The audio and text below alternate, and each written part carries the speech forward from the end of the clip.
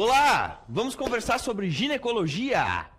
Eu sou o Jader Burtê, sou ginecologista, professor de GO aqui da Medcel. E hoje eu vim conversar com vocês a respeito de um assunto bem tranquilo, de um assunto que costuma aparecer com frequência aí nas provas de concursos médicos, que é o assunto doenças benignas e malignas dos ovários. Esse assunto, muitas vezes, quando a gente fala nele, a gente acaba pensando assim, bom, eu já atendi paciente no posto de saúde, na unidade básica de saúde, que tinha algum tipo de alteração em algum ultrassom que foi solicitado, e eu mais ou menos sei o que é que tem que fazer. Então, gente, na verdade, qual é que é o meu grande objetivo com essa aula, né? O meu grande desafio que eu quero lançar para vocês. Aquilo que você aprendeu sobre as doenças dos ovários é o que realmente cai nos concursos médicos? Muitas vezes a gente acha que a gente sabe conduzir exatamente a situação, mas a prova às vezes tem algum detalhe, tem alguma situação técnica diferente que acaba fazendo você errar a questão. Então, meus amigos, esse é o meu objetivo dessa aula de hoje, é mostrar para vocês o que realmente cai na sua prova. A gente está aqui para ensinar você a acertar as questões de prova. Eu quero mostrar para vocês como que esse assunto aparece, enfocando exatamente naquilo que vocês precisam responder para vocês acertarem a questão e obter o sucesso que é realmente o objetivo de todo mundo.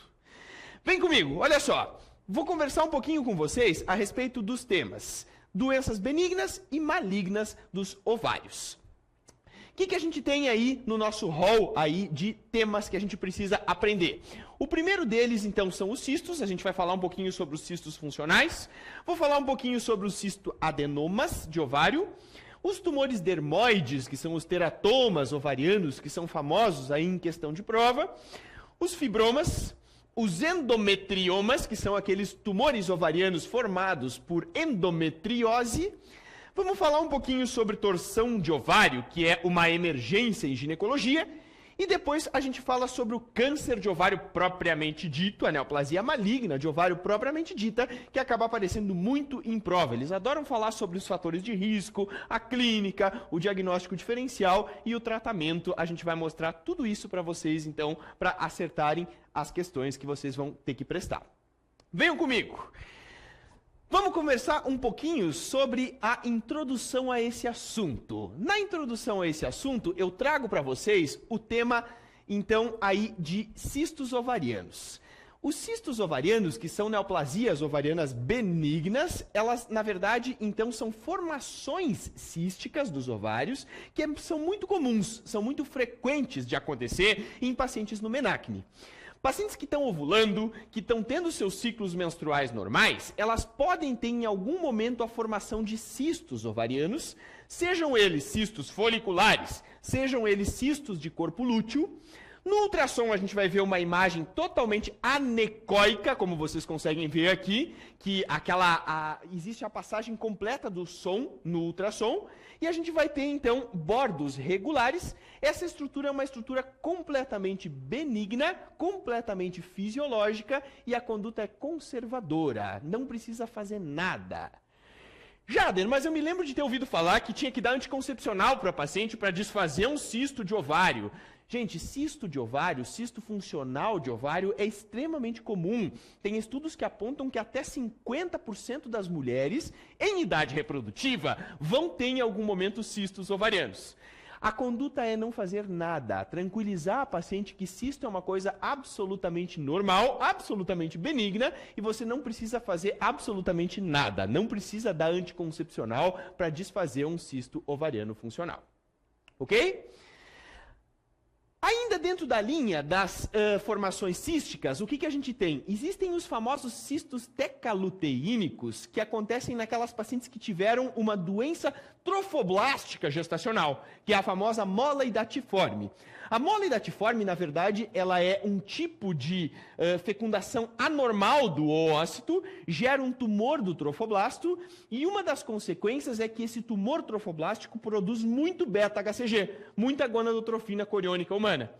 E esse excesso de beta-HCG acaba produzindo a formação de cistos tecaluteínicos, como vocês conseguem ver aqui. Os ovários ficam todos preenchidos por cistos. O nome técnico são cistos tecaluteínicos e a conduta também é absolutamente conservadora. No momento em que a gente aspirar a mola hidatiforme, vai diminuir os níveis de beta-HCG e aí então esses cistos vão ser reabsorvidos pelos ovários. A conduta é não fazer nada, tanto em cistos funcionais, foliculares, de corpo lúteo e também os cistos tecaluteínicos, que são típicos de paciente que teve mola hidatiforme, a conduta é conservadora, não fazer absolutamente nada. Em relação aos cistadenomas, o que a gente tem? Os cistadenomas, eles também são formações císticas dos ovários, absolutamente benignas, e existem dois tipos, os cistadenomas serosos e os cistadenomas mucinosos. A grande diferença é que os serosos, que são esses aqui que vocês conseguem ver, eles contêm um material seroso. Na verdade, é líquido. Às vezes esse líquido ele é composto por eletrólitos e também por hormônios, estrógenos principalmente. Já os mucinosos, eles são compostos por mucina, que é uma secreção mais gelatinosa, mais pastosa, mas também tem aspecto, tem comportamento absolutamente benigno, tanto os serosos quanto os mucinosos. A conduta frente aos cistadenomas também é uma conduta expectante, é de observar. Dentro dos cistadenomas, nós temos também os teratomas, que são os famosos cistos dermoides. Presta atenção porque cisto dermoide cai na sua prova. O cisto dermoide, ele é, na verdade, um tumor de comportamento benigno das células germinativas do ovário, ou seja, dos oócitos, dos gametas. Esses gametas que estão lá na intimidade do ovário, eles acabam sofrendo uma transformação neoplásica, só que essa transformação neoplásica é benigna e faz com que esse tipo de célula que tem um comportamento pluripotencial, ou seja, ele tem a capacidade de gerar outras células que não necessariamente as células necessariamente dos ovários, então ele vai acabar gerando derivados ectodérmicos. Isso é o tumor dermoide, o cisto dermoide ou ainda teratoma ovariano. Olha que interessante, essa diferenciação dessas células germinativas em derivados ectodérmicos gera um tumor que tem pelos e material sebáceo. Pode ter, inclusive, estruturas dentárias e áreas de calcificação. Gente, olha só que loucura o que é um tumor dermoide, o que é um teratoma de ovário.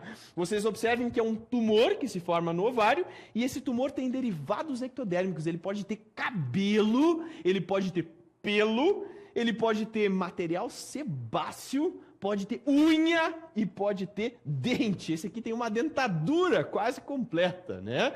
Então, formou no ovário aqui dessa paciente muitas vezes o que tem muita gente que não tem na boca. Então, aqui a gente tem aí um cisto dermoide, que é um teratoma maduro de ovário. Apesar de ser feio, de ter esse aspecto feio, a gente sabe que ele é benigno. O comportamento é absolutamente benigno. Certo? Deixa eu explicar um pouquinho mais para vocês sobre o cisto dermoide, porque cai muito na sua prova. Lembra que durante a ovogênese, que é o processo de geração dos gametas femininos, existe aquele oócito ou ovócito primário. Esse ovócito primário que está lá dentro do ovário, interrompido na sua meiose, ele tem a capacidade pluripotencial. Essa célula, ela tem a capacidade de gerar derivados ectodérmicos, endodérmicos e mesodérmicos. Geralmente, essa célula, não se sabe exatamente o porquê, acaba tendo algum tipo de comando neurobiológico que faz com que ela se diferencie em derivados ectodérmicos. E por isso que nós vamos ter, então, esse tipo de geração aí de tumor. Um tumor que tem estruturas de cabelo, vocês, olha só a cabeleira que formou aqui dentro desse ovário, pode ter dente, pode ter unha, pode ter material sebáceo. Isso é o famoso teratoma de ovário, ou ainda, não esqueçam, cisto dermoide. Não esquece, cisto dermoide tem comportamento benigno. Isso é o que mais aparece nas provas. Muitas vezes a gente faz o diagnóstico, então, depois de algum procedimento cirúrgico, ou se desconfia da presença dele por um ultrassom, mas o comportamento dele é totalmente benigno. Ele não tem risco de se transformar em câncer de ovário. Entendido? Tranquilo? Sobre os endometriomas, o que eu quero que vocês saibam? Os endometriomas, eles são, na verdade, implantes de endometriose no ovário que acabam formando uma cápsula em volta desses implantes. Lembra que a endometriose é aquela doença em que a gente vai ter implantes de endométrio fora do útero, da cavidade uterina, e quando esses implantes de endometriose eles acabam ficando no ovário, eles acabam formando um cisto e gera uma lesão ovariana chamada endometrioma. Quando que a gente tem que ressecar a cápsula desse endometrioma? Grava esse número, quando ele tiver 3 centímetros ou mais. A maioria dos estudos mostra que endometriomas com mais de 3 centímetros, eles acabam tendo uma chance muito grande de provocar sintomas na paciente, provocar dor pélvica cíclica, pode provocar infertilidade, e a recomendação é a gente ressecar a cápsula do cisto, então, por via de laparoscopia, por via laparoscópica. O termo que se usa de ressecção da cápsula é cistectomia.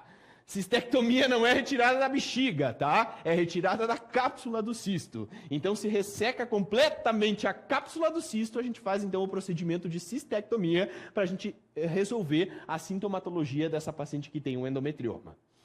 Deixa eu deixar mais didático para você entender isso que eu estou falando. Olha só, aqui eu resume tudo, uma imagem vale mais do que 1000 palavras, né? Aqui vocês observem um ovário com um endometrioma. Implantou endométrio ali no ovário e formou essa cápsula em volta dele, gerando essa lesão de endometrioma.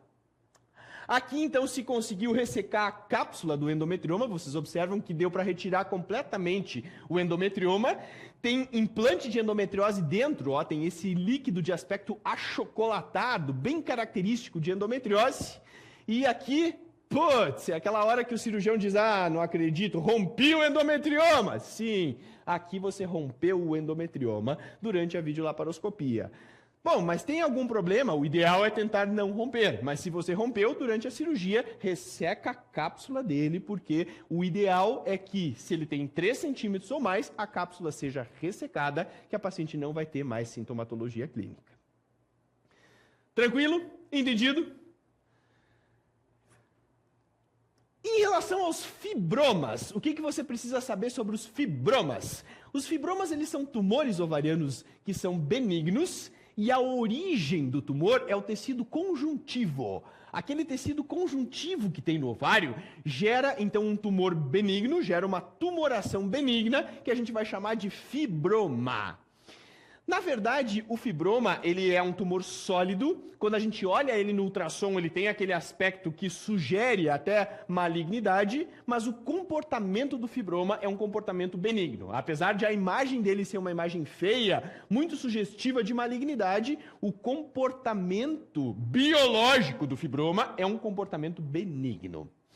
O que você precisa saber sobre o fibroma para a sua prova? O que mais cai nas provas, gente? Olha só, o fibroma ele tem risco de provocar uma tríade clínica campeã de prova chamada síndrome de Meigs. Não esquece disso, síndrome de Meigs é uma tríade formada por tumor ovariano, que é o fibroma, mais ascite, mais derrame pleural. Isso é a síndrome de Meigs, é uma tríade formada por tumor ovariano, fibroma, mais ascite, mais derrame pleural. Esses 3 componentes formam uma síndrome clínica que a gente chama de síndrome de Meigs. Eles adoram perguntar nas provas o que é a síndrome de Meigs, quais são os 3 critérios da síndrome de Meigs, e também adoram perguntar qual é o tumor que provoca isso. Qual é? O fibroma. Você não vai errar na sua prova, vai marcar fibroma que você acerta a questão. E não esquece, o fibroma é um tumor de comportamento benigno. Muito bem, torção de ovário. O que a gente tem que saber sobre a torção do ovário? Na verdade, o ovário ele pode sim torcer também. Muitas vezes, quando a gente fala em torção de ovário, as pessoas já dizem assim, não, mas o que eu já vi, e o que eu me lembro quando eu passei, até no estágio da urologia, era a torção de testículo. Testículo torce muito, dá uma dor burral, o cara chega suado, louco de dor porque torceu o testículo. O ovário também torce, ele é dentro da cavidade, sim, claro que torce menos do que o testículo, mas ele pode torcer sim. A etiologia da torção de ovário é desconhecida. Não se sabe por que simplesmente o ovário dá um loop ali dentro da cápsula e acaba torcendo. O grande problema é que no momento em que existe a torção do ovário na cápsula, interrompe a vascularização e aí então as células começam a sofrer. Começa a sofrer isquemia e, se não for tratado logo, vai sofrer uma necrose. A clínica, gente, é uma dor abdominal súbita. A paciente ela vai dizer assim, ó, doutora, eu estava lá na minha casa e aí às 3 horas eu estava assistindo lá Vale a Pena Ver de Novo e aí depois às 13h30 começou uma dor e às 13h35 a dor se tornou insuportável. A paciente ela diz exatamente o momento que começou, porque é uma dor súbita. Ela começa a ter uma dor e assim, subitamente, ela começa a piorar, porque é aquela dor de isquemia que vai começando a necrosar as células da gônada. Isso é, então, típico, esse tipo de sintoma é típico de torção de ovário. Gente, o diagnóstico é ultrassom transvaginal com Doppler. Na verdade, o Doppler, ele ajuda no estudo dos vasos ali dessa lesão e faz com que a gente consiga ver exatamente se existe interrupção do fluxo sanguíneo ou não. Então, o exame para solicitar, quando você suspeita de uma torção de ovário, é o ultrassom com Doppler. E claro que, frente a uma suspeita diagnóstica muito provável de torção de ovário, a conduta é cirurgia de urgência. Tem que levar essa paciente para o centro cirúrgico e aí então a gente tem que resolver o problema da paciente o mais rápido possível. Deixa eu mostrar a imagem de cirurgia para vocês. Olha só, aqui vocês conseguem ver um pedículo ovariano torcido nessa primeira imagem e observem que não existe necrose do ovário. Ele está torcido, existe realmente uma área de sofrimento, de isquemia do ovário, só que ele não tem necrose. Portanto, a gente vai distorcer o pedículo, ali aonde fez a volta, você vai distorcer e vai fazer uma pexia desse ovário para que ele não tenha uma nova torção. Agora, se você abrir a sua paciente e encontrar essa imagem aqui, o que você está vendo? Um ovário preto, totalmente necrosado. Ou seja, não tem mais o que fazer. Necrosou a gônada, ele está totalmente necrótico. Mesmo que você distorça, as células já morreram. Então, o que tem que fazer? Oophorectomia. A gente vai ter que colocar, então, uma pinça de Rochester, cortar ali e fazer a retirada desse ovário. A oophorectomia vai ser o tratamento definitivo, então, dessa torção completa de ovário que a gente teve. Tranquilo? Entendido? Muito bem, falando sobre as neoplasias ovarianas malignas, propriamente ditas. As neoplasias malignas dos ovários são um assunto que costuma aparecer muito nas provas de concursos médicos. Não só a parte mais técnica, que é a parte cirúrgica e a parte de tratamento, quanto também aquela parte de fatores de risco, de clínica, eles adoram perguntar sobre esse tipo de tumor. Apesar de não ser muito frequente, eles costumam perguntar sobre as neoplasias ovarianas malignas. Vem comigo, deixa eu te mostrar o que cai na sua prova. Olha só. Primeiro, para a gente começar a falar sobre esse assunto, vamos falar um pouquinho sobre a incidência. O que vocês acham? É uma incidência alta ou baixa? Felizmente é uma incidência baixa. Se a gente for comparar com os outros tumores pélvicos femininos, o tumor de ovário ele tem uma incidência baixa. No Brasil, o câncer de colo de útero é muito comum, é muito frequente. Então, o que acontece? A gente sabe que colo de útero tem uma incidência alta, mama tem uma incidência muito alta. Se a gente for pegar todo o país, o Brasil inteiro, mama é o tumor mais prevalente. Depois a gente vai ter colo do útero. Depois a gente vai ter endométrio e em quarto lugar, então, dos tumores ginecológicos, a gente vai ter o ovário. Então, a incidência comparativamente ao colo e à mama, é realmente uma incidência baixa. Quem é que tem mais câncer de ovário? Quem tem mais câncer de ovário são as pacientes mais idosas. Então, a partir da 6ª, 7ª décadas de vida, nós temos uma incidência maior do câncer de ovário, da neoplasia maligna de ovário.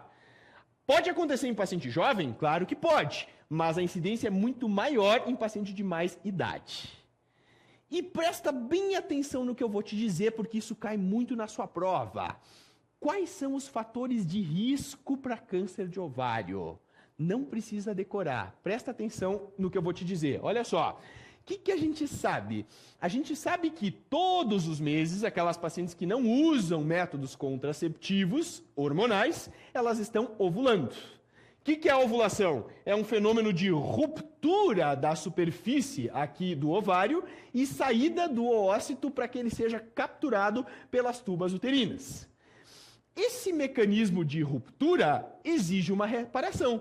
Então, olha só, no momento em que rompe a superfície do ovário para poder sair o oócito, para poder sair esse gameta, aonde rompeu, tem que reparar. As células, elas precisam fazer uma reparação dessa área que rompeu. Então, o epitélio do ovário é um epitélio muito dinâmico. Ele rompe e repara todo mês. Rompe e repara. Então, pensa comigo.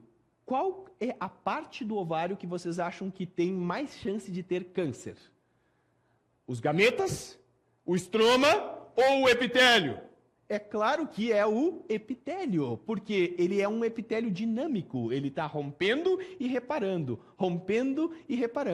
todos os meses. Olha só, deixa eu mostrar para vocês bem exatamente o que eu estou querendo dizer. Toda vez que essa paciente ovula, tem que romper a superfície aqui do ovário. No momento em que rompe a superfície aqui do ovário, ele tem que reparar. Essas células, elas precisam dividir, fazer mitose, para poder reparar essa área onde houve a ruptura. Então, pensa, raciocina. Quem é que é a paciente que tem mais chance de ter câncer de ovário? Aquela paciente que ovulou mais ao longo da sua vida. Quanto mais vezes essa paciente ovulou, mais chance de ter câncer de ovário ela vai ter. Tá, mas e se ela ovulou pouco ao longo da sua vida? Menor é o risco, porque o epitélio estava em repouso, parado lá. No momento em que ela ovula, esse epitélio rompe e repara. Então, quanto mais ovulações ela teve ao longo da sua vida, maior o risco de câncer de ovário. Então, cara, você não precisa decorar. Você vai pensar, quem é a paciente que teve mais ovulações ao longo da sua vida? Aquela paciente que menstruou cedo e que menopausou tarde. Menarca precoce e menopausa tardia. Quanto mais cedo ela começou a ovular, mais ovulações ela teve. Quanto mais tarde ela parou de ovular, mais ovulações ela teve. Então, menarca precoce e menopausa tardia são fatores de risco bem reconhecidos. Atenção, isso cai na sua prova, é isso que eles perguntam. Eles colocam lá, menarca precoce é fator de risco? Com certeza. Menopausa tardia é fator de risco? Com certeza. Então, essa paciente que ovulou mais vezes ao longo da sua vida, ela vai começar a ter a formação de uma neoplasia, como vocês conseguem ver aqui no ovário, no epitélio do ovário, e essa transformação neoplásica começa a crescer e começa a gerar, então, o câncer de ovário propriamente dito. Vamos ver, olha só. O que mais a gente tem aí, então, como fator de risco? Quem teve uma menarca muito precoce e uma menopausa muito tardia, ovulou mais ao longo da sua vida. Quem mais teve mais ovulações? Quem nunca engravidou? As nulíparas. Aquelas mulheres que já engravidaram, lembra que toda gestação ela é um período de repouso de ovulação do ovário. O ovário está paradinho, ela não está ovulando quando ela está grávida. Se ela nunca engravidou, ela ovulou mais vezes. Então, as nulíparas têm muito mais chance também de ter câncer de ovário do que aquelas mulheres que engravidaram. Ovário, lembra que tem relação com história familiar também, porque existem dois genes supressores tumorais, chamados BRCA1 e BRCA2, que são genes que, quando mutados, aumentam o risco de câncer de ovário. Sobretudo, o gene BRCA1. Quando existe mutação no BRCA1, maior o risco de câncer de ovário. Lembra do caso Angelina Jolie, né? Então, ela fez o teste genético e se descobriu portadora do BRCA1 e do BRCA2. Esses dois genes tumorais, genes supressores tumorais, né? Quando eles estão mutados, existe um risco aumentado de câncer de ovário e também um risco aumentado de câncer de mama. Tanto que a Angelina, ela fez uma mastectomia redutora de risco e, posteriormente, ela fez uma ooforectomia redutora de risco, porque realmente existe um risco maior dessa paciente desenvolver uma neoplasia maligna de ovário. Mulheres brancas têm mais câncer de ovário do que mulheres de raça negra ou parda. Isso também é outro fator de risco reconhecido. E olha só, alto nível socioeconômico também é maior risco de câncer de ovário. Se sabe que aquelas mulheres que têm nível socioeconômico mais elevado têm mais risco de câncer de ovário do que aquelas pacientes que têm nível socioeconômico mais baixo. Exatamente qual é a plausibilidade biológica disso não se sabe, mas é fato. Estudos mostraram que existe maior risco nas que têm um nível socioeconômico mais elevado, maior. Consequentemente, quais vão ser os fatores de proteção para câncer de ovário? O que iria proteger uma mulher de ter câncer de ovário? O que você acha? Na verdade, o que protege ela de ter câncer de ovário é o fato de essa paciente não estar ovulando. Se ela não está ovulando, cada vez que o ovário fica em repouso, parado, não está ovulando, quer dizer que ele está sendo protegido de câncer de ovário.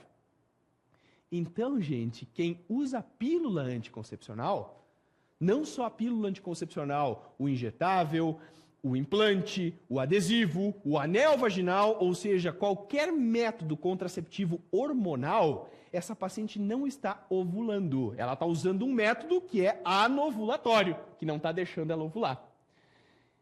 Usar método anovulatório é fator de proteção para câncer de ovário. Isso cai na sua prova, atenção, eles adoram perguntar isso. O que é fator de proteção para câncer de ovário? Usar método anovulatório. Naquelas de 1, 2 e 3, é muito comum em todo o Brasil esse tipo de questão. Tem se comprovado o benefício dos anticoncepcionais combinados orais na redução do câncer de ovário. Verdadeiro, tá certo. Tomar anticoncepcional reduz o risco de câncer de ovário. Então, é um fato, é realmente uma coisa que a gente tem que saber orientar as nossas pacientes e saber que realmente protege. Ele tem benefício, reduz esse tipo de risco. Que mais? Engravidar. O fato de estar grávida também é um momento que o ovário está em repouso. Então, a gestação também é um fator de proteção. Quanto mais vezes ela engravidou ao longo da sua vida, menor vai ser o seu risco de ter câncer de ovário. Tranquilo? Entendido? Muito bem! Sobre a clínica do câncer de ovário, o que a gente sabe? A gente sabe que a clínica do câncer de ovário ela é silenciosa. Esse é o grande problema. É diferente do câncer de testículo, né? Que como a bolsa escrotal é externa, o cara palpa ali na hora do banho e ele percebe que o testículo está aumentado. A mulher não tem como perceber, porque o ovário é intracavitário. Então ela não tem como saber se os ovários dela estão aumentados ou não. O grande problema, então, do câncer de ovário, a grande mortalidade do câncer de ovário se deve ao fato de que os diagnósticos são muito tardios. A paciente não tem sintoma nenhum. Quando ela começa a ter sintoma, a gente já tem um tumor em estadios bem avançados. E geralmente os sintomas são de aumento do volume abdominal, ascite, quando a gente tem um tumor muito avançado, a gente acaba tendo ascite, e o diagnóstico, invariavelmente, acaba sendo tardio. Esse é o problema. Se vocês forem entender do ponto de vista biológico, o câncer de ovário ele não é um câncer que é altamente agressivo. Muitas vezes eu já vi isso, mas Jader, eu me lembro que ovário é super agressivo, é que nem pâncreas, né? Um tumor extremamente agressivo. Não. Na verdade, o ovário ele não é agressivo. O potencial biológico dele não é um potencial agressivo como é o câncer de pâncreas, por exemplo. O grande problema é que ele é diagnosticado tardiamente. As pacientes elas não têm sintomas exuberantes e quando elas vão apresentar sintomas, a gente já tem um estadio super avançado. Por isso que a mortalidade por câncer de ovário é alta e continua sendo alta. Apesar dos avanços da medicina, a gente sabe que a mortalidade por câncer de ovário ainda costuma ser alta porque ela é diagnosticada tardiamente. Gente, sempre que vocês tiverem uma paciente com uma suspeita de câncer de ovário, a conduta é solicitar um ultrassom transvaginal. Vocês têm uma paciente que tem uma queixa de aumento de volume abdominal. Vocês palpam ela na consulta no exame físico e observam que realmente existe um aumento da região anexial direita ou esquerda. o exame a ser solicitado é o ultrassom transvaginal.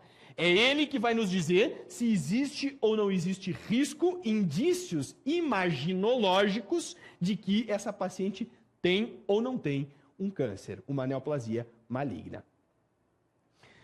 Muito bem! Entendendo um pouquinho como é que é, então, a geração desse tumor. Vocês viram que ele acaba aparecendo, sendo gerado no epitélio do ovário. À medida que ele começa a crescer, ele começa a invadir a tuba uterina. E olha que interessante, gente. As células do câncer de ovário, que vocês conseguem ver aqui, elas começam a se disseminar e acabam produzindo metástases por continuidade e por contiguidade para os órgãos vizinhos. Existe acometimento linfonodal, então observem que além de pegar órgãos vizinhos, também pega os linfonodos, que são linfonodos pélvicos e para-aórticos. Pode pegar intestino, pode pegar fígado e pode pegar também o tórax. Nos estadios mais avançados, a gente acaba tendo metástases para os órgãos torácicos. Muito bem, o que é importante vocês saberem então sobre o ultrassom transvaginal num câncer de ovário? O ultrassom transvaginal, quando a gente tem uma lesão ovariana suspeita de câncer de ovário, vai nos mostrar uma lesão sólida. A gente olha a imagem no ultrassom e ela é uma imagem totalmente sólida, hiperecogênica. Dá para ter também um tumor que é cístico? Claro que sim. A gente pode ter uma imagem totalmente cística, só que grande, com mais de 8 centímetros. Os cistos ovarianos, que são benignos, geralmente eles medem no máximo 8 centímetros. Se for 8 centímetros ou mais, você já tem que começar a pensar que pode ser uma lesão maligna. Se a cápsula desse cisto ela é espessa, ou seja, vocês observam que ela é espessada, tem aumento de tamanho, eu também vou pensar que pode ser uma lesão suspeita de câncer. Se for multilobulado, ou seja, vocês observam várias trabéculas na imagem do ultrassom, então eu tenho que pensar também que essa lesão pode ser uma lesão de câncer de ovário. E se existe vegetações na cápsula interna dessa lesão cística, se existe septos, se existe ascite no ultrassom, a gente vai realmente pensar que é um câncer de ovário.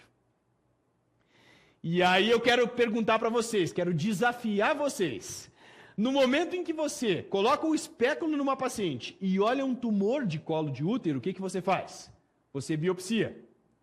No momento em que você tem uma paciente com sangramento pós-menopausa e você leva ela para a histeroscopia e você vê uma lesão dentro do útero suspeita de câncer de endométrio, o que você faz? Você biopsia. Se ela tem uma lesão de vulva, que é suspeita de câncer de vulva, você biopsia. E se ela tem um nódulo de mama, suspeito de câncer, você usa uma agulha grossa e biopsia. Ovário, você pode biopsiar? Eu posso colocar uma agulha na barriga da paciente e tirar um pedaço do ovário e mandar para o patologista para ele fazer exame anatomopatológico? Não, cara, não pode. Por que não pode? Porque a disseminação do câncer de ovário é célula a célula. Se você colocar uma agulha na barriga da sua paciente, você vai perfurar a cápsula do tumor e vai levar células tumorais para todo o abdômen dessa paciente. Ou seja, nós vamos fazer uma baita defecada, para não usar outra palavra. Então, a gente vai fazer uma iatrogenia, uma coisa errada. Não dá para biopsiar ovário. Grava isso no seu estudo. Ovário não se biopsia. Você não pode biopsiar ovário. Porque se você colocar uma agulha para biopsiar o ovário da sua paciente, você vai disseminar o tumor e aí você vai piorar, então, o quadro da sua paciente. Gente, paciente com lesão suspeita de ovário tem que ir para cirurgia. A gente vai retirar esse ovário na cirurgia e vai mandar para o patologista para ele olhar o ovário na hora, no transoperatório, e fazer o exame transoperatório de congelação. Durante a cirurgia é que nós vamos saber se realmente essa paciente tem ou não tem câncer de ovário. Antes da cirurgia é impossível, não tem como saber. Nós vamos levá-la para a cirurgia, vamos retirar o ovário e vamos mandar para o patologista.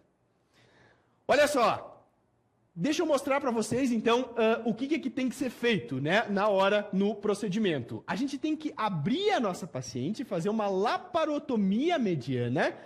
A gente vai ver se tem líquido peritoneal, a gente coleta esse líquido peritoneal para a citologia, porque a citologia do líquido peritoneal é importante como fator prognóstico do câncer de ovário. E a gente identifica o ovário. Por exemplo, a imagem no ultrassom era de um tumor sólido no ovário direito, ou de um tumor cístico com vegetações na cápsula interna no ovário esquerdo. Então você retira o ovário que está comprometido, faz a oophorectomia e manda para o patologista. Na hora, na cirurgia, o patologista vai olhar e vai dizer, olha, é um carcinoma ou é um cisto, um cistadenoma ou até um tumor dermoide, um cisto dermoide. Se ele disser que é um cisto dermoide, um teratoma, um cistadenoma mucinoso, um cistadenoma seroso, um fibroma ou um cisto, encerra, não precisa fazer mais nada. Agora, se ele disser que é um câncer de ovário, aí nós vamos proceder à cirurgia citorredutora. Durante esse procedimento, que foi para fazer o diagnóstico definitivo, uma vez de posse desse diagnóstico, nós vamos fazer a cirurgia citorredutora, que é para tratar a nossa paciente. Deixa eu mostrar para vocês uma cirurgia real mesmo de um tumor de ovário. Vocês observam aqui ó, que está se abrindo a aponeurose dessa paciente com um bisturi frio, porque realmente é uma lesão ovariana grande. E aí o cirurgião coloca a mão dentro da barriga da paciente e puxa e tira o tumor ovariano. Então, observem que é um tumor grande, extremamente grande, e aí esse tumor ele foi visto no ultrassom como sendo uma lesão suspeita. Vocês observem que os cirurgiões conseguiram retirar o tumor para fora da cavidade, identificaram o pedículo do tumor, onde vocês estão vendo aqui, e nesse momento eles vão pinçar esse local onde está o pedículo do tumor para poder fazer a oophorectomia. Olha só, observa que ele vai colocar ali uma pinça para poder estancar, na verdade, a artéria que está nutrindo esse tumor todo.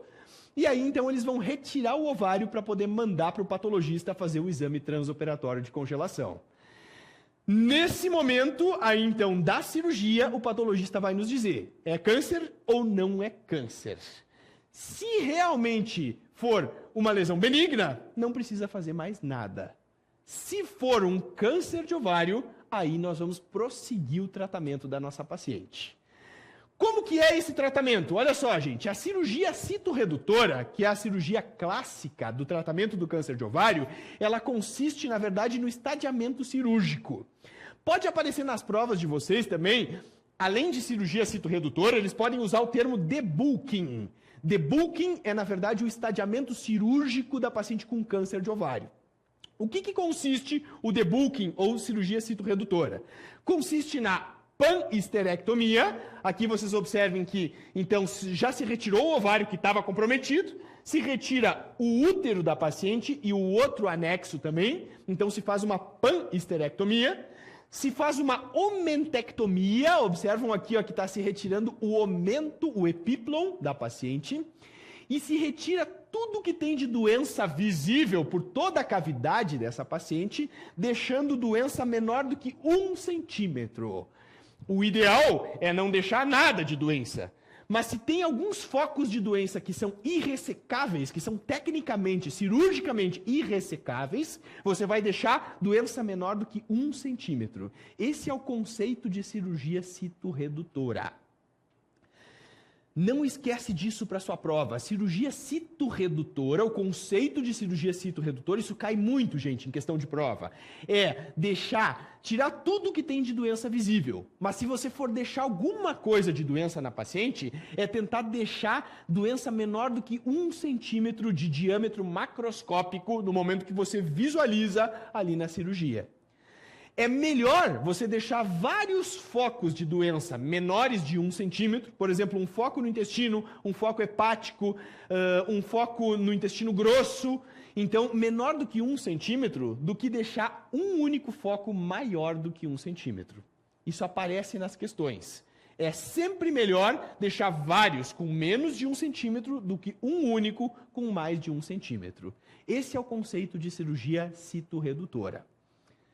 Além disso, o que se faz? Se faz também a linfadenectomia pélvica e a linfadenectomia paraórtica. Tem que pelar a aorta da paciente, retirar os linfonodos que tem na pelve e também paraórticos, para a gente considerar a cirurgia como uma cirurgia citoredutora ótima. Olha só que interessante. Aqui vocês conseguem ver uma animação que fica bem bacana para entender como é que é a cirurgia do câncer de ovário. O ovário direito da paciente tem um tumor. Então, o que a gente vai fazer? A gente vai lá e vai retirar o ovário direito. Então, aqui eles estão usando o cautério, retiraram o ovário direito, foi para o patologista. Confirmou, é câncer. Está cheio de implante no delgado. Olha só, o que nós vamos fazer então? Nós vamos retirar tudo que tem de doença visível. Então, retira todos os implantes visíveis aqui no intestino delgado. Se houver implantes em outros órgãos também, a gente vai retirar todos esses implantes até a gente retirar tudo que a gente enxerga macroscopicamente. Lembrando que o ideal é, se ficar alguma coisa, esse foco tem que ser menor do que 1 centímetro. Entendido? Tranquilo? Beleza! Muito bem. Tumores em estadios iniciais, como aqueles tumores que estão restritos a um ovário, em pacientes jovens é muito raro. Geralmente a gente sabe que o câncer de ovário, como eu disse para vocês, ele é muito mais comum em pacientes idosas. Mas às vezes a gente pode ter meninas jovens que têm câncer de ovário. E essas meninas nunca engravidaram e desejam engravidar. Puxa, mas aí eu vou ter que tirar o ovário, vou ter que tirar o útero, vou ter que tirar o outro ovário. Acabei, eu liquidei o futuro reprodutivo dela, mas ela tem um câncer. Tem estudo mostrando que, quando a gente tem tumor restrito a um único ovário, como é esse caso aqui, estadio inicial, está restrito a um ovário, não tem implante no resto da cavidade, você pode fazer a salpingo-oophorectomia unilateral do local onde está o tumor. A paciente, aí você fecha a paciente, ela vai engravidar, você orienta, bom, agora você engravida, e depois que ela tiver o seu bebê, ela volta para completar o tratamento cirúrgico. Jader, mas é seguro isso? Que loucura, que viagem? Como assim? Você tira o câncer, aí ela engravida, e aí depois volta para fazer a cirurgia? Exatamente.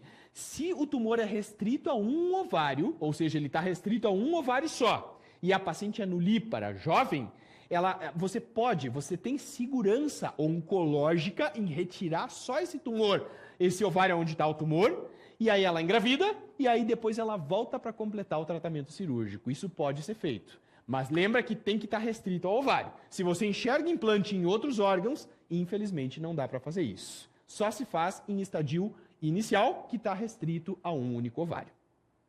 Tranquilo? Muito bem. Naqueles casos duvidosos, a gente também pode lançar mão do ultrassom com Doppler. O que a gente sabe? A gente sabe que quando a gente olha uma lesão cística, que tem uma pequena vegetação na cápsula interna, mas o ultrassonografista ficou com dúvida, a gente pode lançar mão do ultrassom com Doppler, que é, na verdade, o estudo dos vasos, da vascularização do tumor, que quando o índice de resistência é baixo, significa um risco maior de que seja neoplasia. Quando o índice de resistência é mais alto, o risco é maior de que seja uma patologia benigna. Na verdade, por que disso? Porque lembra que quando existe uma neovascularização, quando existe a formação de neovasos, esses neovasos perdem a sua túnica média, que é feita de músculo liso, que é o que dá a resistência no vaso. O neovaso, que é quando ocorre a neoangiogênese, ele não tem a túnica média. Se você insonar com o Doppler ali, você vai ver que o neovaso vai ter um baixo índice de resistência. Então, grava que é sempre o contrário. No tumor, no câncer, na verdade, existe um baixo índice de resistência no Doppler. Então, você vai insonar o vaso e vai ver que tem baixo índice de resistência. Vai pensar em câncer. Se tem alto índice de resistência, quer dizer que esses vasos eles têm a sua túnica média, que é feita de músculo liso. Então, na verdade, é mais provável que essa lesão seja benigna. E existe também um marcador sérico chamado CA125, que é um marcador do câncer de ovário, que pode ser solicitado caso haja dúvida.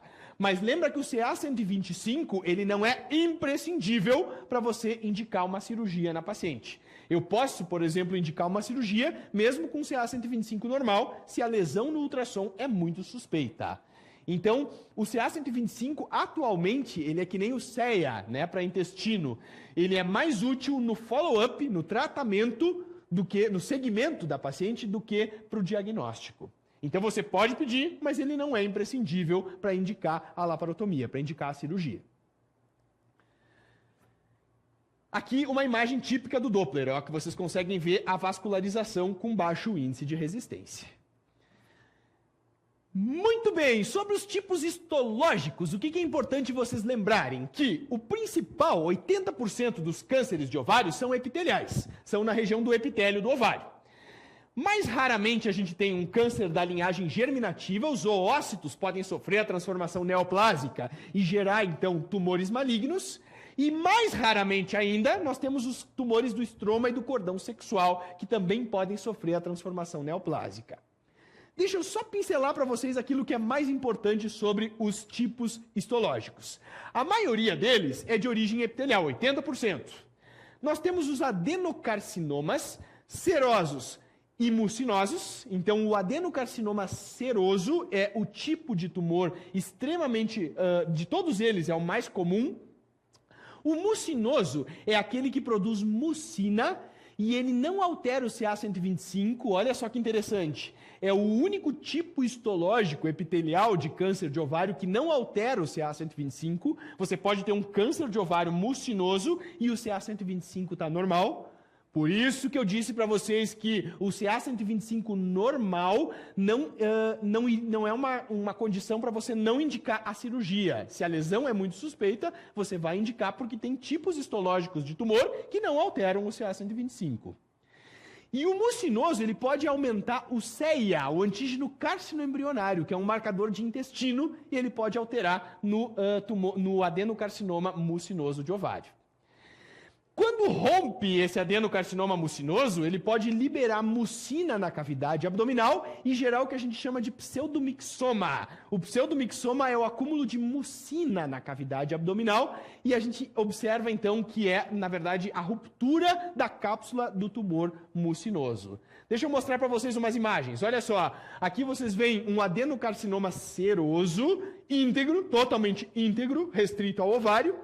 E aqui vocês observam, na verdade, um adenocarcinoma mucinoso que liberou mucina na cavidade e gerou pseudomixoma peritoneal. Isso aqui, na verdade, é a ruptura de um tumor mucinoso, que é o que altera o CA125, o CEA, desculpa, e não altera o CA125.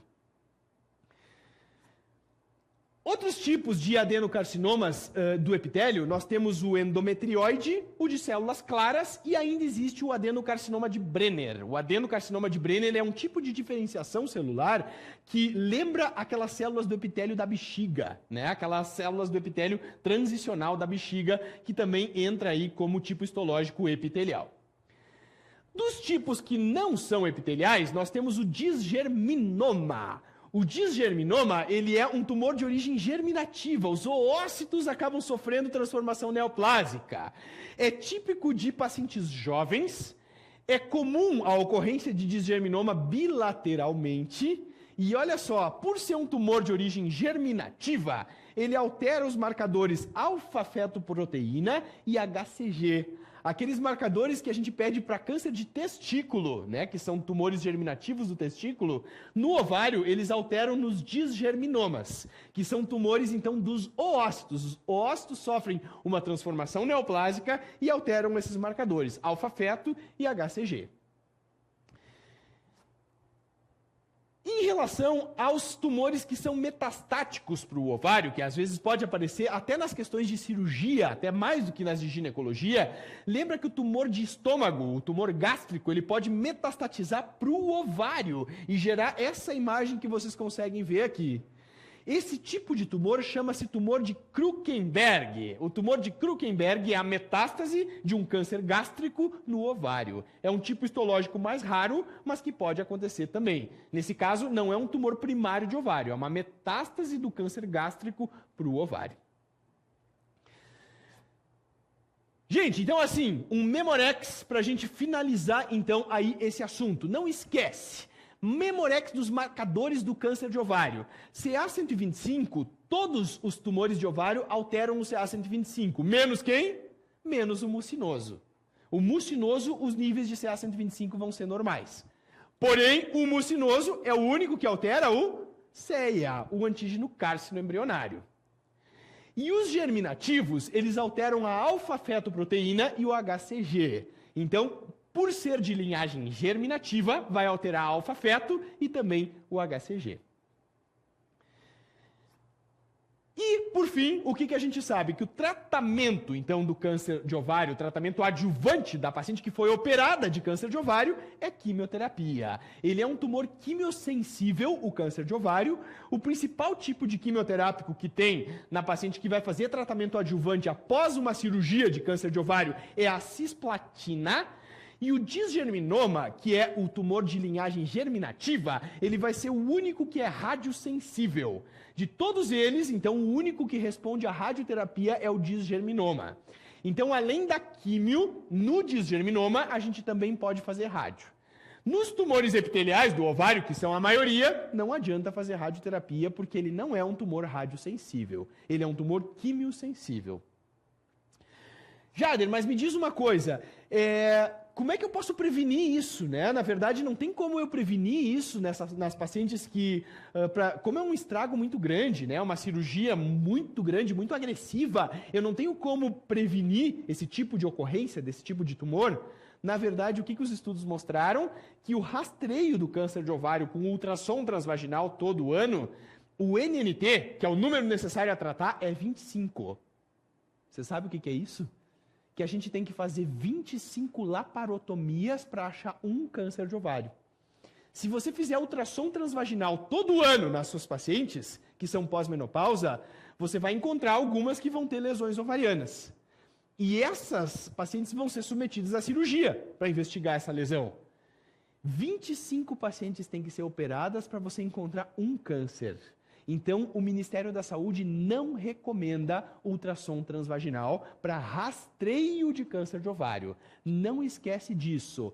Não existe rastreio ideal para câncer de ovário. Fazer ultrassom transvaginal todos os anos não tem impacto populacional na diminuição de mortalidade por câncer de ovário e nem na diminuição aí de diagnósticos tardios. Ela não vai aumentar diagnósticos precoces. Por isso que não se faz. Infelizmente, a gente não tem como rastrear. Ainda não existe na literatura método eficaz para rastrear e diminuir a mortalidade pelo câncer de ovário. Ok? Muito bem, pessoal. Então, lembra que eu disse no início da aula, o que você sabe sobre as doenças benignas e malignas dos ovários é o que realmente cai nas provas? Eu sintetizei nessa aula, então, aquilo que realmente você precisa saber. Tem muita informação, mas a gente pincela só aquilo que realmente você precisa saber para acertar suas questões. Esse é o nosso grande objetivo. Então, pessoal, por favor, se houver dúvidas, nos escrevam. A gente está aí para responder. A gente não quer que vocês fiquem com dúvidas. A nossa grande preocupação é que vocês aprendam. Um excelente estudo para todos.